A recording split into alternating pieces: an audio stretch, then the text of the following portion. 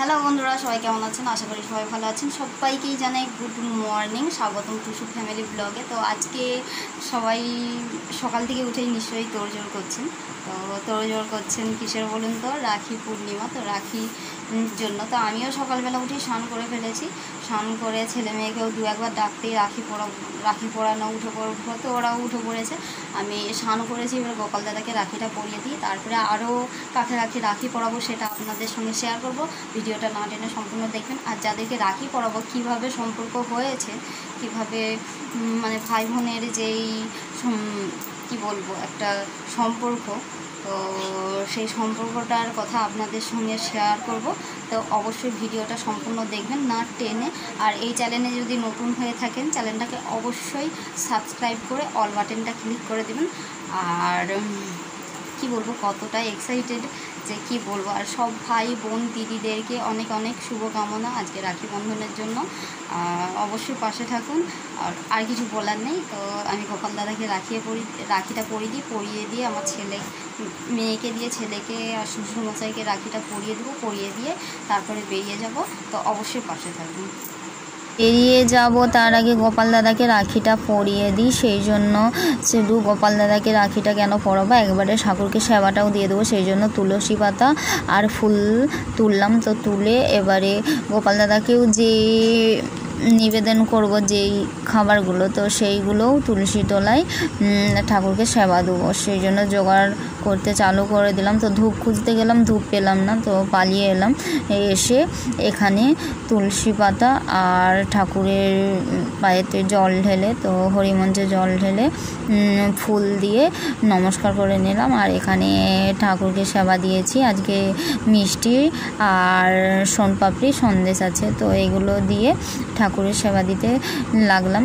তো এখানে দেওয়া হয়ে গেছে। আরেকবার আলো জেলে দেখব ধূপ আছে কিনা। তো ধূপ দেখার আগে আমি যেহেতু সেবাটা দিয়ে দিয়েছি, সেই জন্য শাঁখটা বাজিয়ে দিলাম। তো ধূপটা ফাইনালি খুঁজে পেলাম। খুঁজে পেতে তুলসী তলায় দিলাম। দিয়ে এবারে ভিতরেতে ধূপটা, ঠাকুরের যেহেতু কয়েকটা পট রয়েছে মাটির বাড়িতে, সেই জন্য ভিতরেতেও ধূপটা দিয়ে দেবো। তো ধূপটা দিয়ে বেরিয়ে চলে এলাম। তো এখানে ঠাকুরকে সেবা করার জন্য অনুরোধ করে এখান থেকে চলে যাব।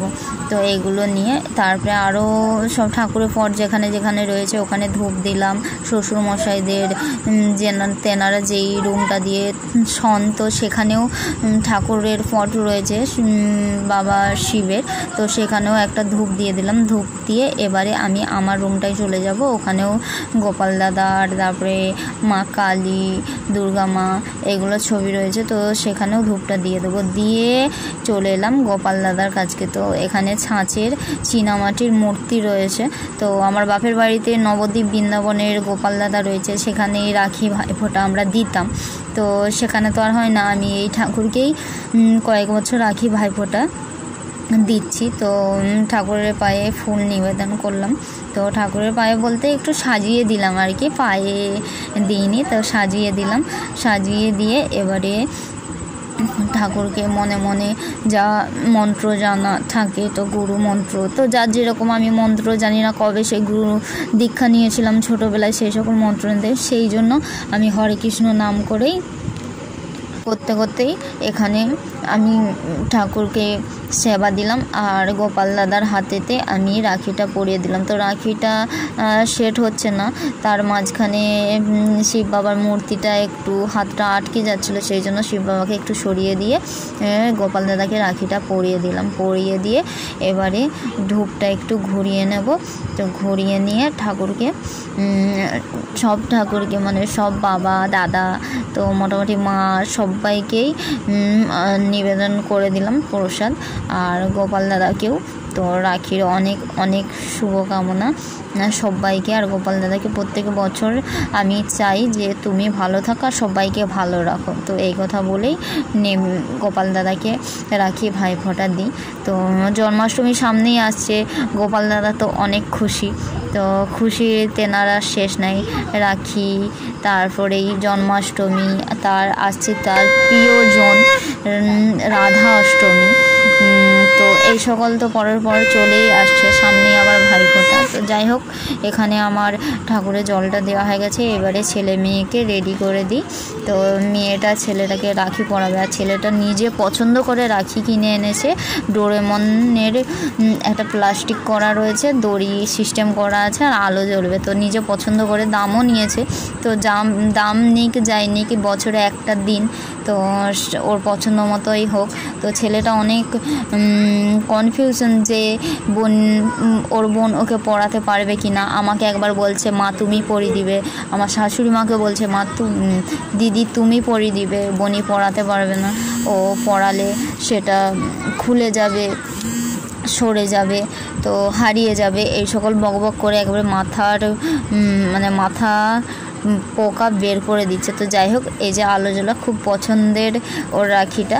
তো মেয়েটাকে বললাম যে তুই পরিয়ে দিয়ে, ও তো শুনেই অবাক যে মা না বোনই পরাবে না। তো যাই হোক, আমি বললাম তুই একটু দড়িটা প্যাঁচ লাগিয়ে দে, তারপরে আমি ভালো করে বেঁধে দিচ্ছি। তো মেয়েটা দড়িটা প্যাঁচটা লাগিয়ে দিল, তারপরে আমি ভালো করে পরিয়ে দিলাম। তারপরে ছেলেটা বসে বসে মিষ্টিটা খাচ্ছে, মিষ্টি সন্দেশ যা যা দিয়েছিলাম, তো বসে বসে খাচ্ছে। আর একটা প্লেট সাজিয়ে দিয়েছি আমার শ্বশুর মশাইয়ের জন্যে। তো শ্বশুর মশাইকে এবারে মেয়েটা রাখিটা পরাতে যাবে। তো ও রাখিটা পরে খুব খুশি, মিষ্টি খাচ্ছে, রাখি দেখছে। তো যাই হোক, মেয়েটাকে নিয়ে যায়, এবার শ্বশুর মশাইকে পরাতে যাবে। তো মেয়েটা রাখি দেখে ওর পছন্দ হয়েছে, ও কিছুতেই যাবে না রাখি পরাতে, কারণ ওর জন্য কেন আনা হয়নি। তো যাই হোক, বলে বুঝিয়ে শ্বশুর মশাইয়ের কাছে পাঠালাম। তো শ্বশুর মশাই একটু আদর করলো, আদর করার পর রাখিটা মেয়েটা পরিয়ে দিচ্ছে। আমি বললাম যে সোজা করে পরা। তো যাই হোক, মোটামুটি সোজা করে ঘুরিয়ে পরালো। তো শ্বশুর মশাইকে মিষ্টিটা তেনার হাতে তো ধরবার সময় হলো না, তো যেখানে পেরেছে ও আর রেখে দিয়ে ওখানে রাখিটা সে পরাতে চালু করে দিয়েছে। তো পরে ও কি বলবে জানি না, কারণ ছেলেটাকে দিয়ে ওকে 10 টাকা দিয়েছি ছেলেটার হাত দিয়ে। এবারে শ্বশুরমশাইকে কীভাবে বলবে জানি না। তো যাই হোক, এখানে পড়ানো হয়ে গেছে, এবারে আমি বেরিয়ে যাব আমার যে নতুন দাদা হয়েছে, তো সে দাদার বাড়িতে আর বল্টু ভাইয়ের বাড়িতে। তো নতুন দাদার বাড়িতে চলে এলাম। এখানে অনেক বাচ্চা কাচ্চা, তারপরে নতুন জায়গা, তো কে কীরকম মাইন্ডে নেবে সেই জন্য রাখি পরাবার সময় আপনাদের সঙ্গে ভিডিওটা শেয়ার করা হলো না। তো দাদা, এটা বড়দা, তো তিনি আমাকে ভালোবেসে কিছু টাকা দিচ্ছিলেন, আমি কিছুতে নেব না। তো যাই হোক, জোর করে দিয়েছেন। আর এটা বড় বৌদি, এটা ভাইঝি। তো নতুন এসে এতটা আলাপ পরিচয়, এতটা ভালো ব্যবহার, এতটা ভালোবাসা আমাকে দিল যে কি বলবো। তো সবাই মিলে আমাকে ঘিরে গল্প করতে লাগলো, কথা বলতে লাগলো, এবারে নিজের ঘরের মেয়ের মতো আমার সঙ্গে ব্যবহার করলো। তো খুব ভালো লাগলো আমার এই ফ্যামিলির সঙ্গে। তো আগেই দেখলেন ওই ফুচকা, তো এই ফুচকাই হচ্ছে আমাদের কানেকশানের মেন সূত্র।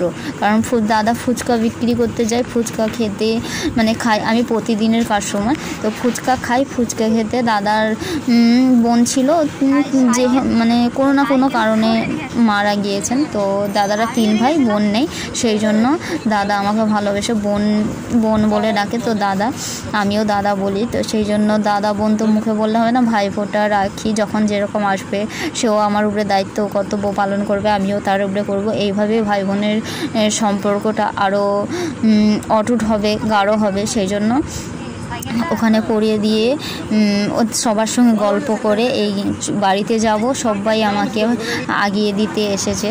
তো যাই হোক, ওখান থেকে চলে এলাম, এসেই বল্টু ভাইয়ের কাছে। বল্টু ভাইকে রাখিটা পরিয়ে দিলাম, পরিয়ে দিয়ে ওরা ব্যস্ত রয়েছে, দোকানের চাপ রয়েছে, তো সেই জন্য ওখানে আর বেশিক্ষণ থাকলাম না, এবারে বাড়ির দিকে রওনা দিলাম।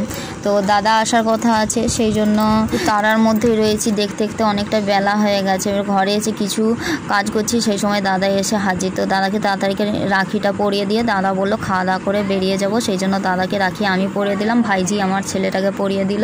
তো এই হলো আজকে রাখি পরানোর পর্ব। তো কেমন লাগলো অবশ্যই আমাকে কমেন্ট করে বলবেন, ভালো লাগলে অবশ্যই লাইক করে যাবেন। টাটা।